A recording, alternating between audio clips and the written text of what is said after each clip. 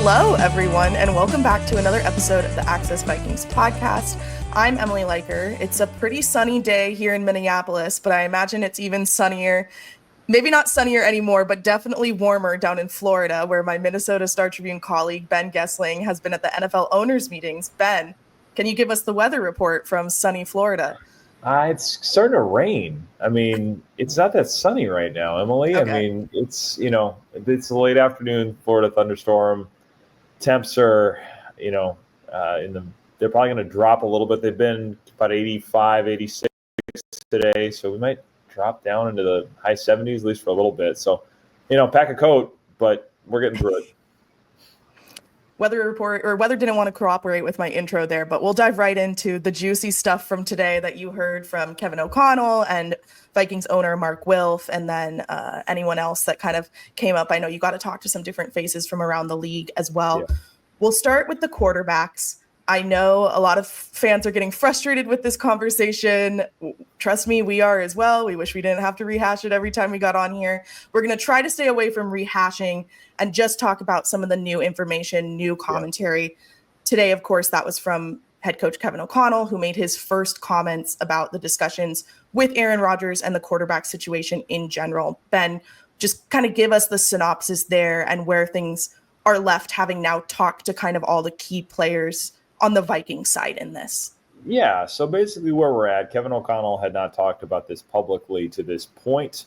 He talked about it quite a bit today at the beginning of his press conference and he'll talk again tomorrow. I'm sure he'll get asked about it a little bit again tomorrow, but he will probably get asked about some other things as we move on further from Aaron Rodgers and the possibility of coming to the Vikings, which looks at this point to be all but officially dead. Seems unofficially dead, but it's not officially dead until he signs somewhere else. That said, they are moving on. I think the discussions were, O'Connell indicated the Vikings were one of the teams that Rodgers reached out to that he showed interest in, and it's one of those conversations that you have because it's Aaron Rodgers.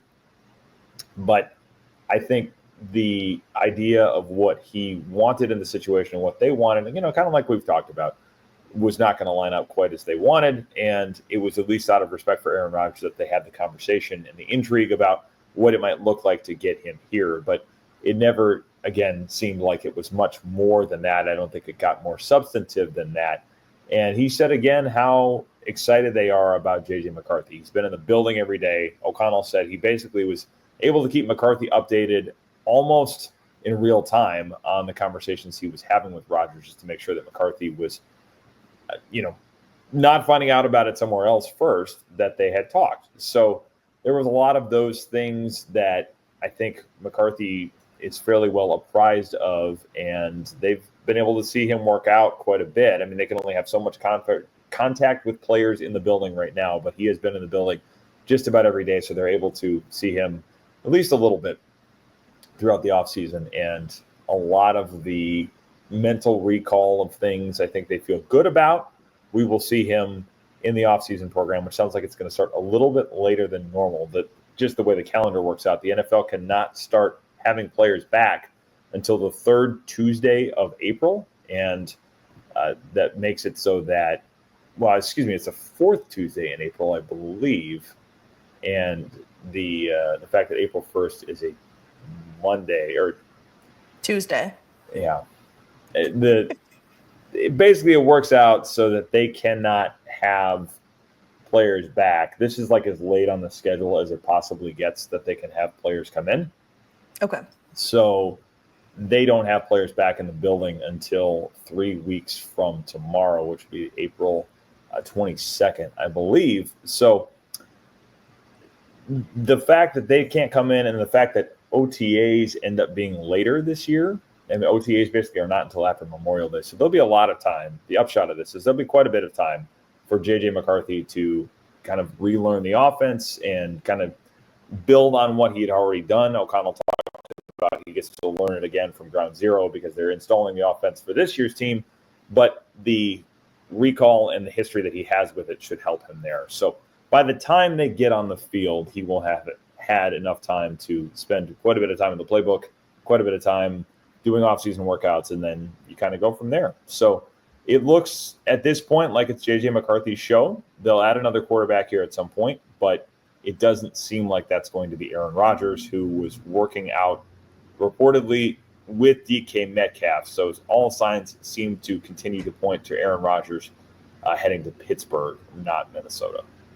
Yeah, and obviously that extra time for JJ is good too, right? Because of the offensive line additions, bringing in a new center, Brian Kelly from the Colts that he hasn't worked with, and then all the other guys there. So that'll be helpful as well. With the bringing in of another veteran quarterback, maybe more than one quarterback, we did hear more about the potential comp pick situation that they're looking at, right, Ben? Yeah, it sounds like they could be in line for 3 of them, actually.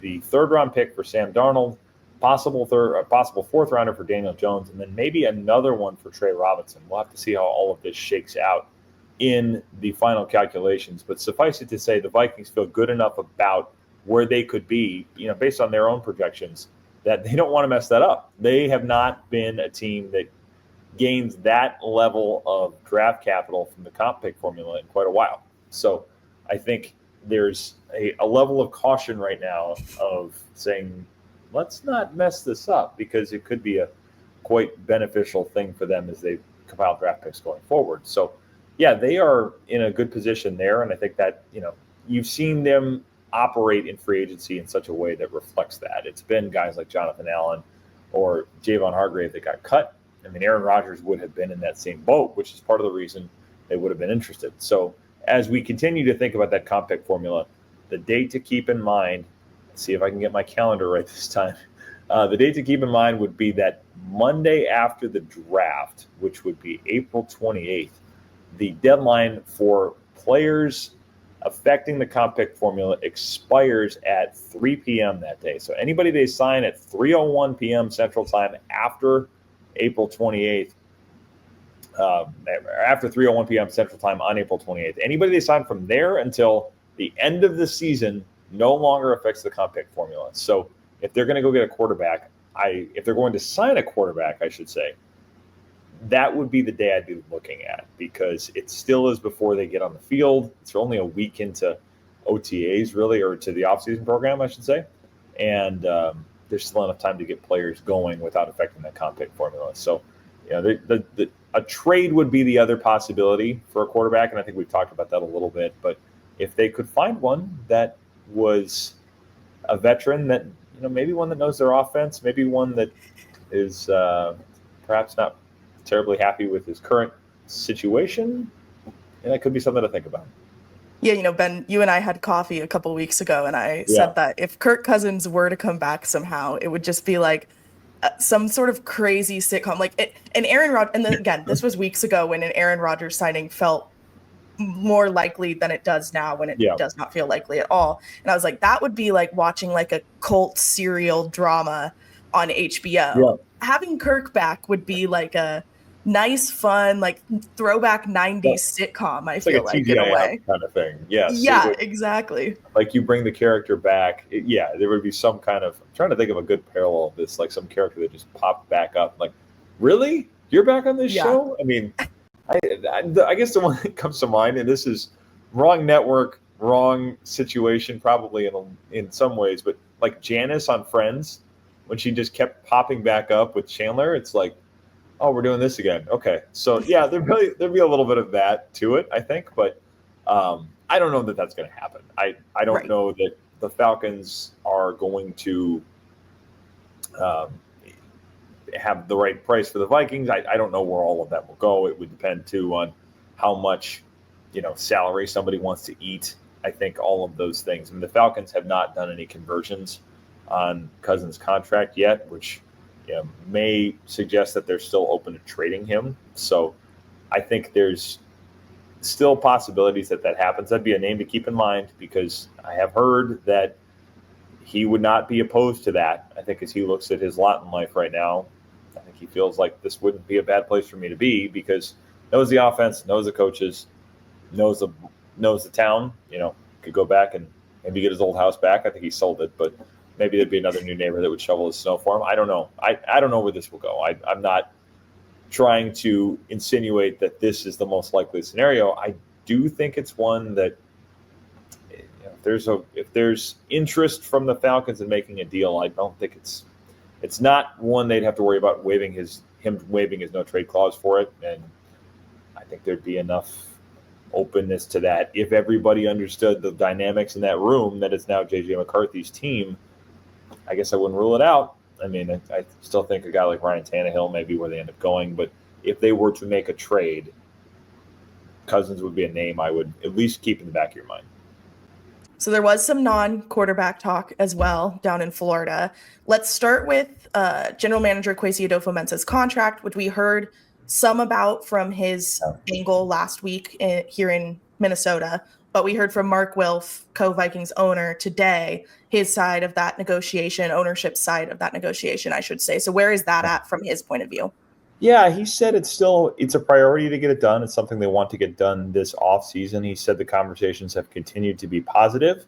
And, when asked why Kevin O'Connell's deal got done sooner than Kwesi Adofo-Mensah's has, he said, every situation is different, pointed to just a different set of negotiations. When I asked him about why Kevin O'Connell's got done so quickly, he did mention market dynamics. And I think that was somewhat telling because we know that there was interest in Kevin O'Connell from around the league. Of course, he wins NFL Coach of the Year. The report comes out from Jay Glazer on the day of the season finale that teams were interested in trading for Kevin O'Connell, and I had certainly heard about some of that interest. I don't know that it would have gotten to the point of a trade being something that actually happened, but there was certainly interest in Kevin O'Connell from teams that were very aware that his contract was up after 2025, and he would have had a market to take one of those jobs if, in fact, it looked like a deal wasn't going to get done in Minnesota. So the Wilfs came to the table, I think, pretty quickly on that one to get it done.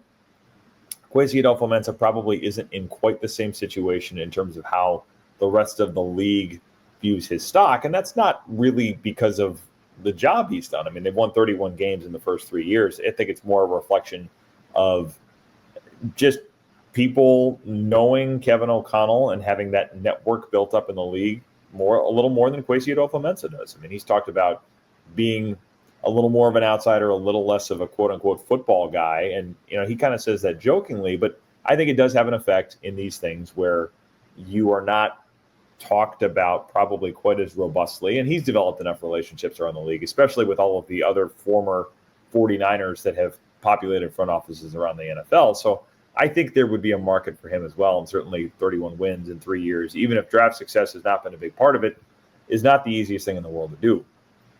One thing that's worth pointing out, though, is that the general manager's contract in a general sense runs on a different timeline than the head coach's contract. Coaches' contracts typically expire after the regular season.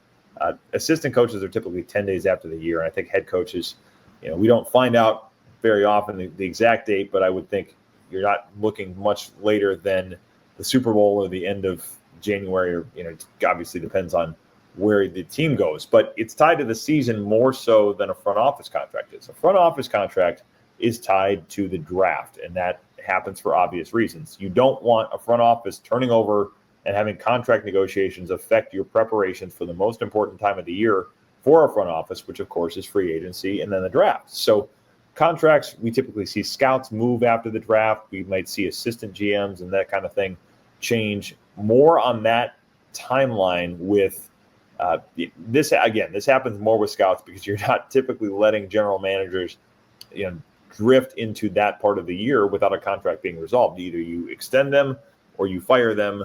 But in the rare circumstance where you might have a GM approaching the end of his contract, by the letter of that deal, my understanding is that does not expire until after the draft of 2026. So there is a little more time here than we might expect. I don't think that we are heading into the final draft in Kwesi Adofo-Mensah's deal, which changes the tenor of things a little bit. It is still something they need to get done. I mean, if you're going into a year where the general manager is in a contract year, I think that is a little unnerving for a lot of people, and it begs a lot of questions about where the things will go in the future. But Mark Wilf made it seem as if this is something the Wilfs want to get done this offseason. He said the conversations have been positive. I expect that it still will.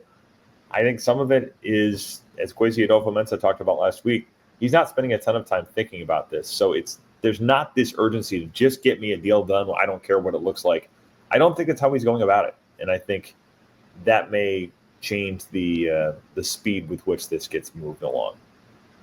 Well, and to the point about the timeline being different for a reason, I remember when we were catching up with former Minnesota Vikings assistant QB coach Grant Udinski at the Combine, how he mentioned the Jags obviously have a new GM, have a new head coach that all got brought in right in after the end of the season, close to that Combine timeline. And he was like, we're all meeting for the first time. Like we're having regular staff catch-ups on top of needing to scout players this week. So there's a reason that they structure the contracts like that and the timeline like that. So there is extra time in that. So that I think has brought down some of the questions about why that's taking so long to get done.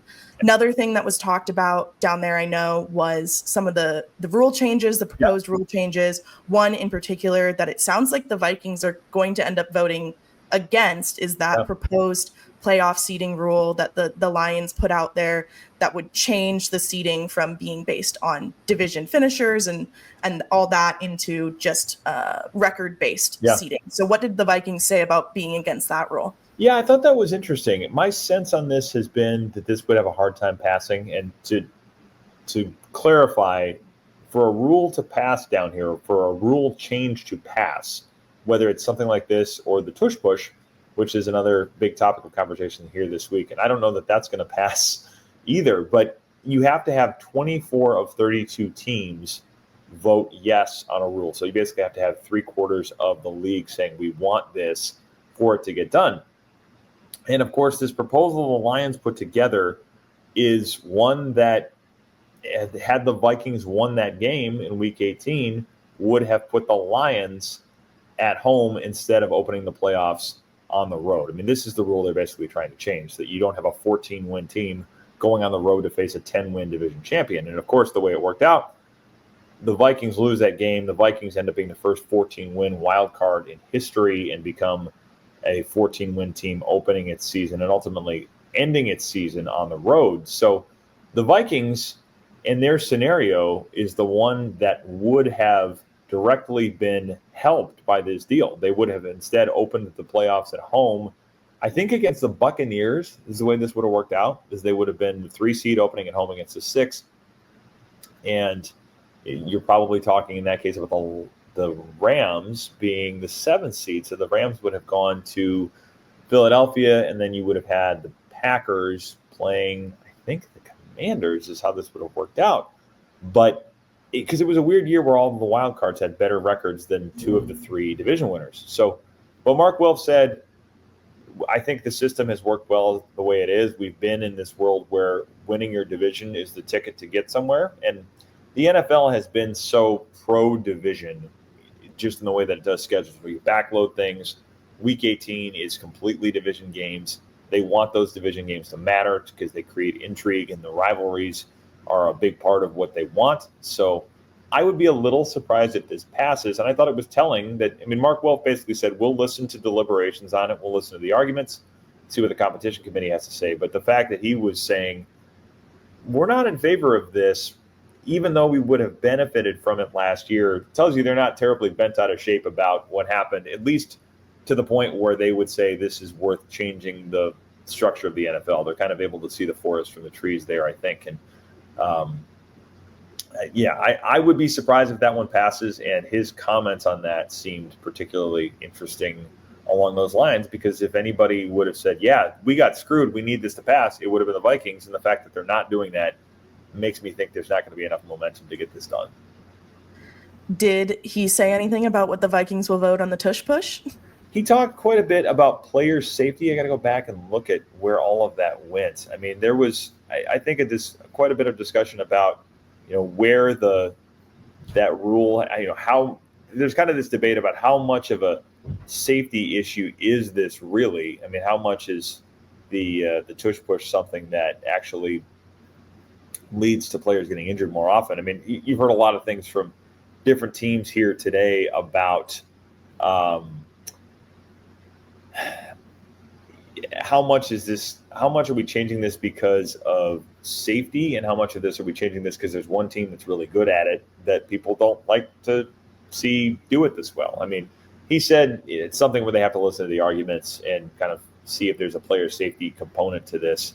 I mean, the Packers were the ones that proposed it. The Packers, of course, lost in the playoffs to the Eagles in the first round. I can't remember in that game if there was a pivotal tush-push that had an outcome in that game. I'm just trying to look back through the box score from it to see if there was – I mean, I think generally if there was a 1-yard Jalen Hurts touchdown in that game, you can assume that tush was pushed. There was a Josh Jacobs touchdown in that game.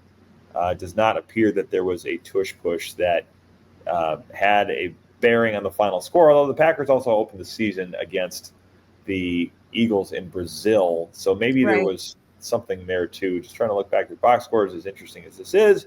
Jalen Hurts did not appear to score a touchdown in that game either. So not quite sure why we are so worked up about this, but maybe they just felt like they had to prepare for it a couple times and they didn't like it. I don't know. But there were enough teams saying, I don't know that you need to change this because it's, one team's really good at it. Just figured out how to stop it. So we'll see if that one changes. But that'll get a lot of attention this week, too, just because we all kind of chuckle when we say the word tush push. One new bit of intel we did get was regarding joint practices for this upcoming fall, or yes. I guess late summer, August. Late summers, that's more the apt term. But sounds like the Patriots and the Rams are in contention. Obviously, both ties. Kevin O'Connell has ties to both, though I guess less so now with the Patriots because of all the staffing changes. Belichick's no longer there, all of that. But Rams certainly interesting with Sean McVay and his history with Kevin and all of that. So what's that looking like and how strong of a possibility are those things? I think it's very likely that both of those happen.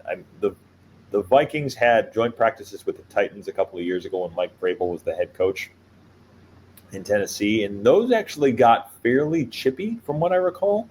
But the Vikings wanted a team like Tennessee to come in there because they wanted to use it as a bit of a litmus test for how tough and how ready for that type of play style, as Kevin O'Connell likes to call it, the Vikings were ready for. And they got pushed around pretty memorably in those 2 days. So I think there's a little bit of hey, let's get a team in here that's got a similar makeup, a similar composition. Obviously not at a point where their talent level is built up quite to the degree that you might expect from a more of a veteran team. But I think there's an expectation with a Mike Vrabel team that they're going to play a certain way, and the Vikings want to measure themselves against that type of team. So I think you'll see them come in here the second week of the preseason, and then obviously there would be a home preseason game against the Titans that weekend, and then you would have the Rams come in here for probably a one-day scrimmage kind of thing, the last Thursday, in all likelihood, before that preseason game. Well, the hotel internet down in Florida did not want to cooperate for Ben to finish up that update on joint practice possibilities for the preseason. So I will just recap what he was saying. The Patriots and the Rams are the two likely possibilities there. And that would be in week 2 and week 3, respectively. Patriots would be probably more of a traditional joint practice, whereas the Rams would be a one-day situation, likely on that Thursday before the preseason game. Those are not confirmed details yet, but whenever those games are announced, those joint practices are announced, obviously we'll share any more details that come with that. That's all that we have for today on the podcast. Thank you so much for listening or watching. Keep an eye out for the rest of Ben's coverage from down at the annual NFL owners meetings over the next 24 hours or so on thestartribune.com. He already has 2 stories up there recapping what he heard today, and we'll be back on your podcast feeds very soon.